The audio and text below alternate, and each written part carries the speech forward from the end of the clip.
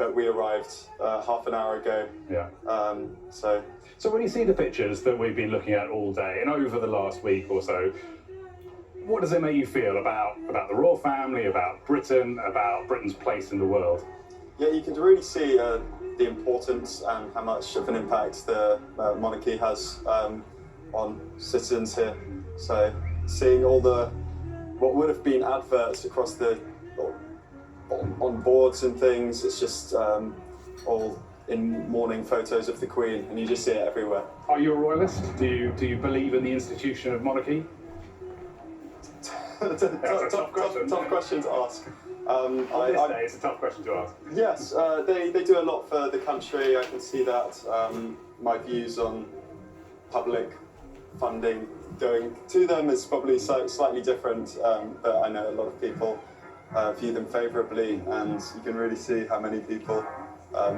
Because you're a young man, and people often talk about support for the monarchy being split along generational lines, but it seems you believe in the monarchy. What do you think about King Charles and the kind of king that he might be?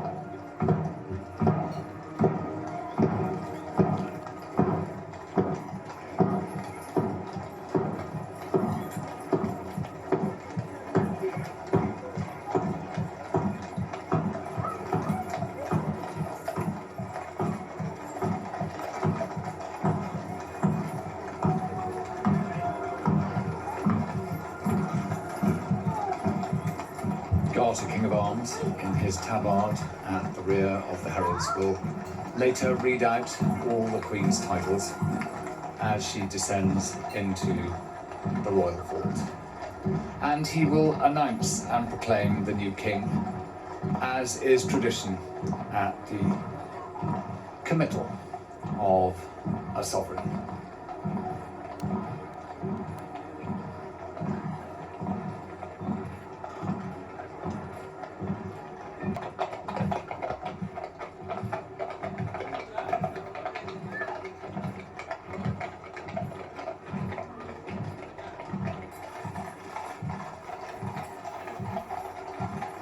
Her association with Scottish regiments goes back to 1947, when she became Colonel-in-Chief of the Argyll and Sutherland Highlanders.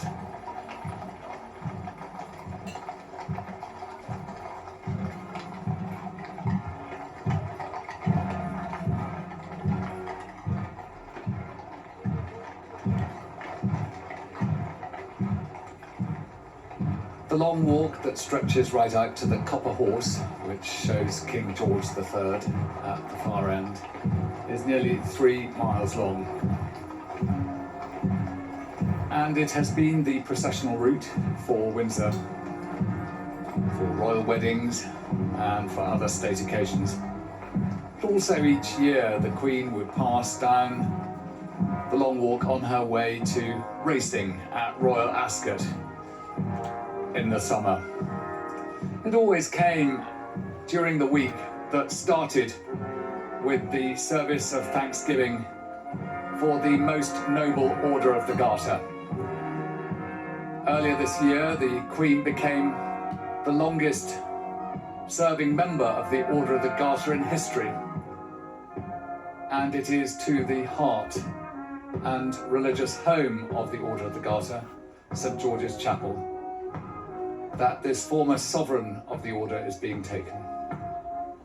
And that is where she will be laid to rest, surrounded by her ancestors, who wore the garter with its motto, Honi soit qui mal y pense. Shame to those who think evil of it.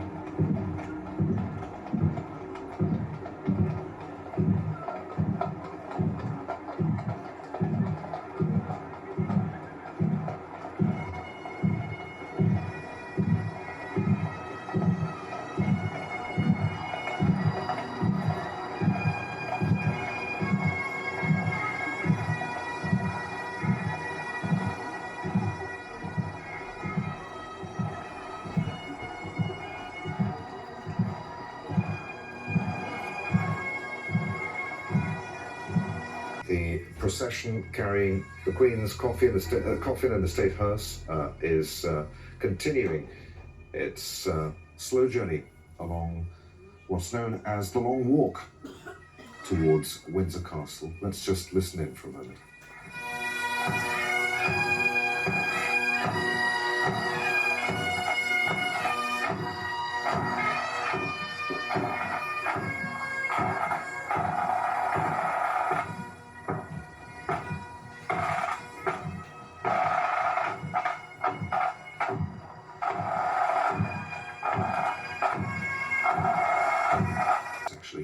Let's bring in Al Jazeera's Rory Challens once again. He's in Windsor right now, not too far from Windsor Castle, with some people who've travelled a long way, Rory, to be there today. They haven't travelled that far, but they have taken a long time to get here. A little bit longer than it is taking the Queen's coffin at the moment to go up the long walk. We've been watching this now, these amazing, beautiful pictures. No other country, I think, really can do pageantry in the same way that the British can. But this has gone on for at least 20 minutes now. I think it's going to be another 5 minutes before it gets to the castle itself, and that ceremony can begin with the dignitaries, Liz Truss, in St George's Chapel at the moment, along with many other people waiting for the Queen's coffin to arrive. Yes, so I can introduce now Lakshmi here and Naga. Now, you came from not that far away, but you walked. How? Political texture of the monarchy. So even bad kings can have their uses. And the Brighton Pavilion. And the Brighton Pavilion. Yeah. And you were talking about the quadrangle. I mean, we remember, of course, the Duke of Edinburgh's funeral very much focused around that quadrangle with the both the Land Rover hearse that he designed, but also his own personal carriage that, of course, he used for the various competitions, including Stanmer Park down at Brighton, not that far from the Royal Pavilion. I remember witnessing him coming round the bend with Simon Dack, the photographer.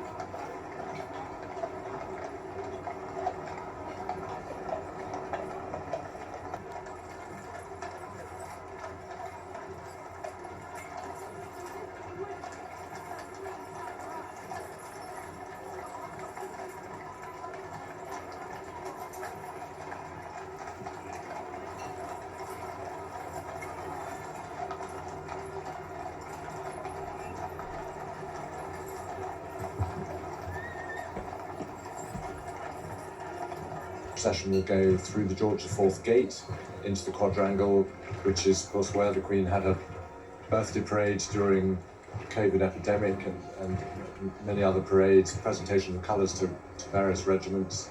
There they go through the Cambridge Gate now. And then they will go across to the left to Engine Court and the Round Tower before progressing down through the castle to St George's Chapel. Meanwhile, of course, all other elements are in place at the West Steps, and of course the congregation has gathered in St George's Chapel. Foot.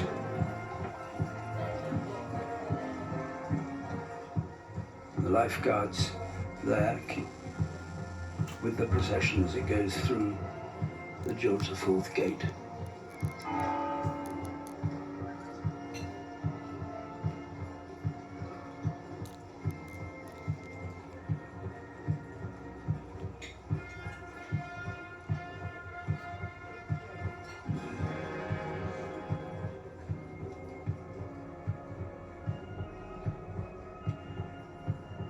These, the Queen's Company of the 1st Battalion of the Grenadier Guards, the closest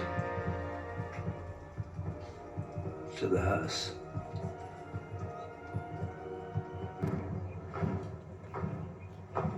The King on the left,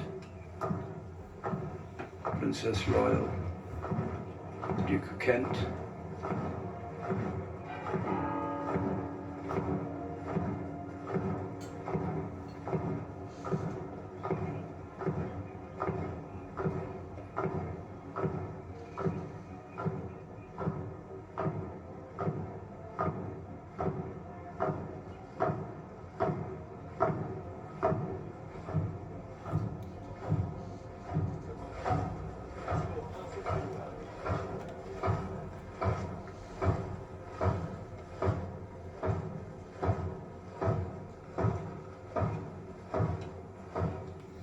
Prince Edward on the far right, the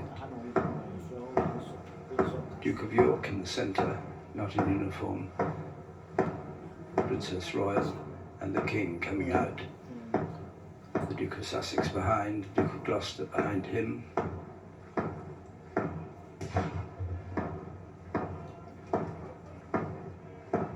And Vice Admiral Sir Tim Lawrence on the far right.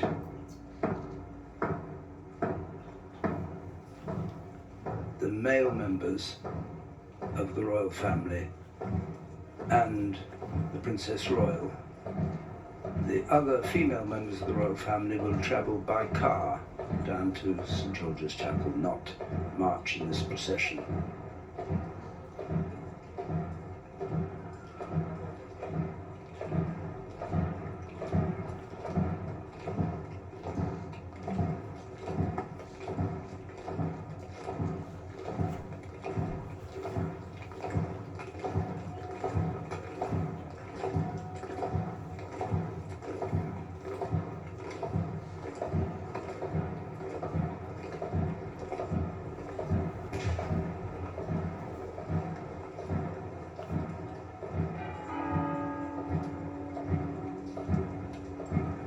Prince of Wales towering above Princess Royal,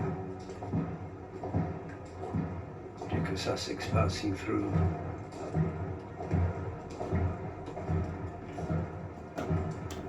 Peter Phillips there, and the Earl of Snowdon as well in this procession. They're going through the archway of the Norman Tower, and that will take them round to the left and down the steep hill into what's called the lower ward of the castle, which is where St George's Chapel is. The lower ward, the lower fortification historically. There's a lower ward, a middle ward and an upper ward when this place was first fortified.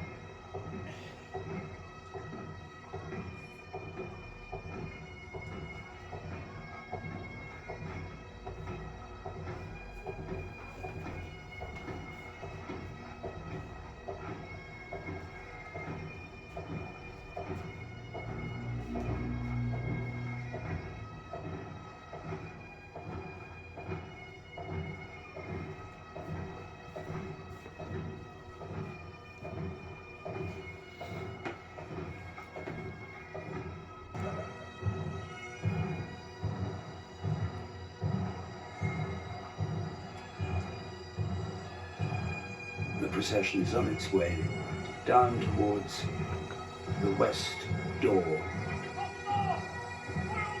of St. George's Chapel. And there there'll be this very simple service of committal, all agreed with Her Majesty the Queen, much discussed. The service taken by the Dean of Windsor. And it contains psalms, the Russian Kentuckian of the departed, hymns, a reading, a bidding, prayers, more hymns, and then the committal itself, with this coffin being lowered in front of the altar until it disappears from sight. And the Queen's piper will play a lament, and the Garter King of Arms will read out the styles and titles of the Queen.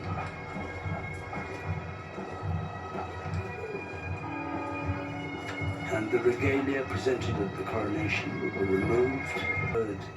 The Dean of Windsor will say the committal from Psalm 103, and then the well-known words, "Go forth upon thy journey from this world, O Christian soul."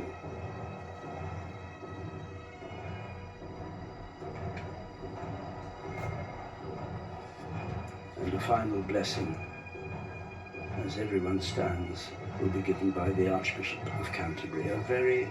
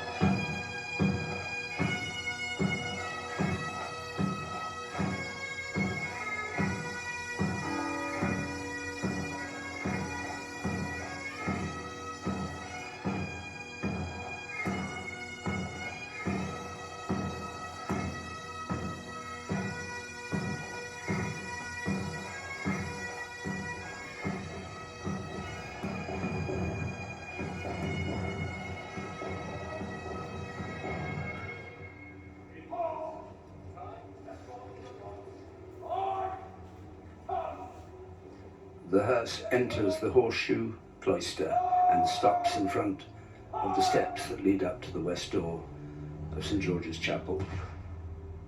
And the bearer party will come out from the right. These young men who have carried this coffin from Westminster Hall,